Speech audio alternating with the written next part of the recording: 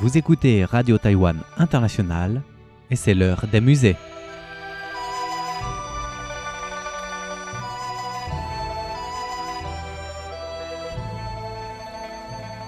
Chers amis, bonjour. Vous êtes en compagnie de Miao Yonghua pour l'émission L'heure des musées, diffusée depuis Taipei, Taïwan.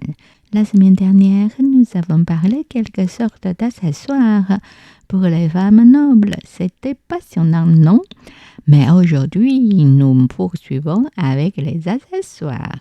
Le premier objet qui nous intéresse est les faux ongles. Merci de vous référer aux images 1.1 à 1.3. Faux ongles en écailles de tortue ornés de joyaux et de fleurs.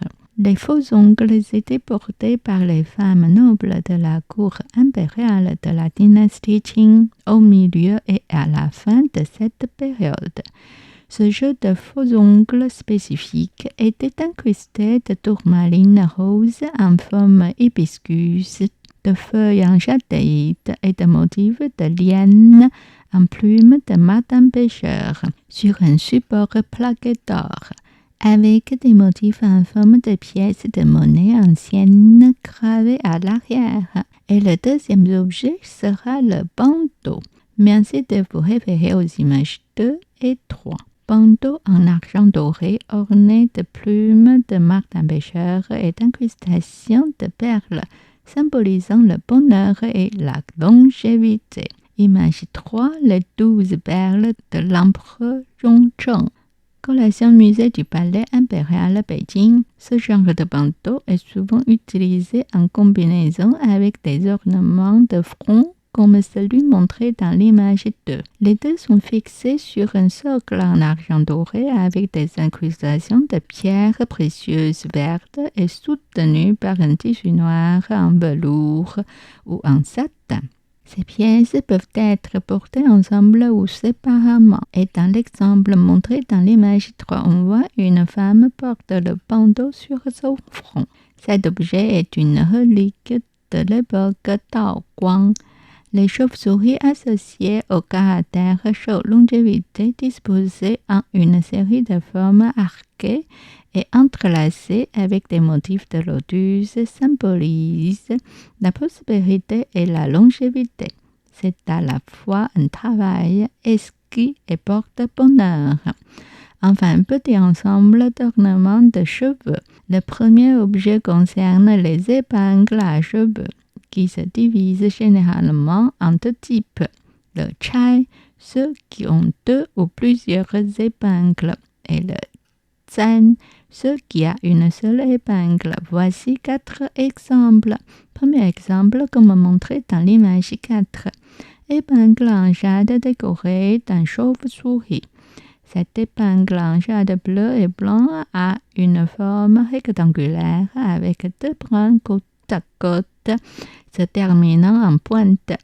La partie supérieure de l'épingle est sculptée en forme de rectangulaire avec un caractère chaud longévité en bas-relief à l'intérieur, entouré de plusieurs motifs de lingzhi, champignons de longévité, en bas-relief enchevêtré, symbolisant la longévité. Entre les bras, on trouve des motifs en forme de losange avec des perles incrustées, de jade et de couleur bleu et vert avec des taches noires et brunes. Et la surface de l'épingle a une légère teinte brune avec des inclusions. Deuxième exemple, comme montré dans l'image 5, épingle à cheveux en verre décorée d'un petit tigre. Cette épingle plaquée d'or est incrustée de verre à 5 couleurs. La partie supérieure est décorée de plaques de verre à façade rouge, verte, violette et blanche, avec un verre à façade bleue au centre. Un petit tigre enroulé est incrusté sur le dessus de l'épingle. Le port d'accessoires tels que des épingles décorées de tigres est une coutume traditionnelle pour éloigner les mauvais esprits lors du festival du Duanwu, fête des bateaux dragons en mi-mai en Chine. Troisième exemple, comme montré dans l'image 6, épingle en argent plaqué d'or au bout de cuillette à l'oreille, incrustée de fleurs, de perles et de papillons.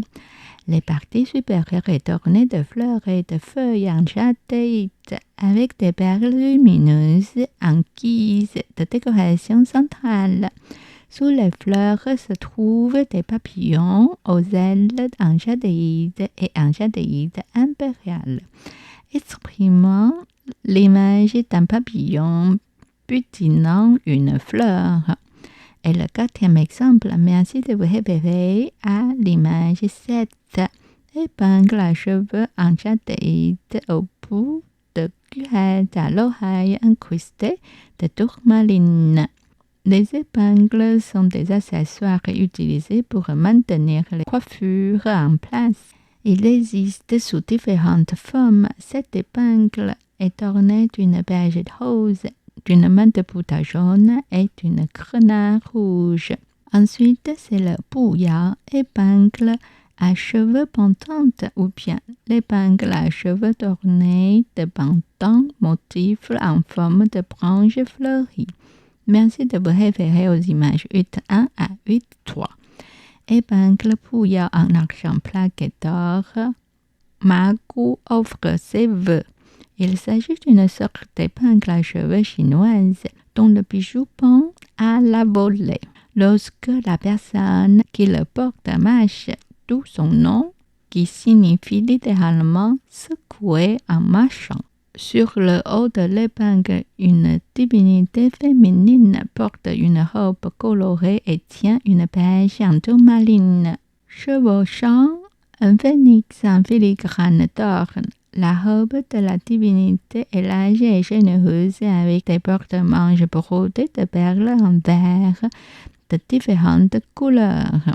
Le phénix a un rubis incrusté sur la tête et des perles encadrant les ailes et sa bouche tient un panier de fleurs en perles de verre verte et jaune attachées à des fils. L'ensemble est décoré de perles de verre multicolores combinées à des gemmes naturelles et des bijoux, créant un effet de décoration luxueux et tridimensionnel. Après le bouillard, voici une autre sorte d'épingle à cheveux, le bienfang, épingle à cheveux carrés et plates, bâtonnet ornemental. Merci de vous référer à l'image 9. Bâtonnet ornemental en jade incrusté de tourmaline et jadéite. Bienfang est une forme allongée d'épingle à cheveux utilisée par les femmes nobles de l'ethnie mandchoue pour coiffer et fixer leurs chignons. Ces ornements peuvent être fabriqués à partir de divers matériaux tels que l'or, l'argent, les perles, les pierres précieuses, le bois parfumé, la nacre, etc.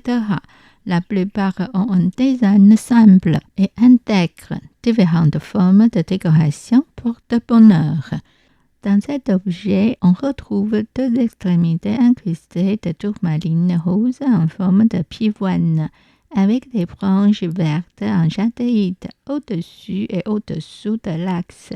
On trouve des fleurs roses en tourmaline avec une perle au centre de chaque fleur et un chauve-souris en jadéite incrusté sur le corps de l'axe.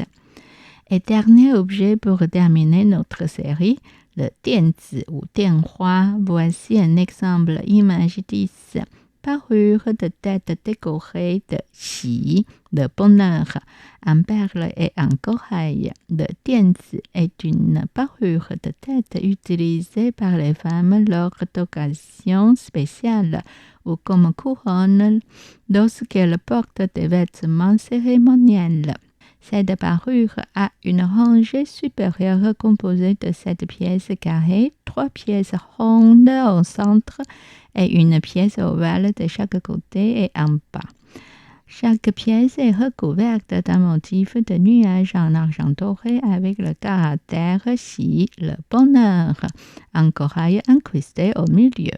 agrémentés de perles de l'Est. Bien que les motifs soient abondants, ils sont disposés de manière ordonnée. Des glands de perles et de jadéides pendent sur le bord de la parure, couvrant partiellement le front de la personne qui le porte, lui donnant une apparence vivante et discrète à la fois. Oh là là, nous avons enfin presque terminé notre petit dictionnaire des thèmes et normes propres relatifs à l'histoire de l'art chinois, établi depuis 2020. Pour être honnête, cela a demandé beaucoup de travail, mais nous l'avons accompli.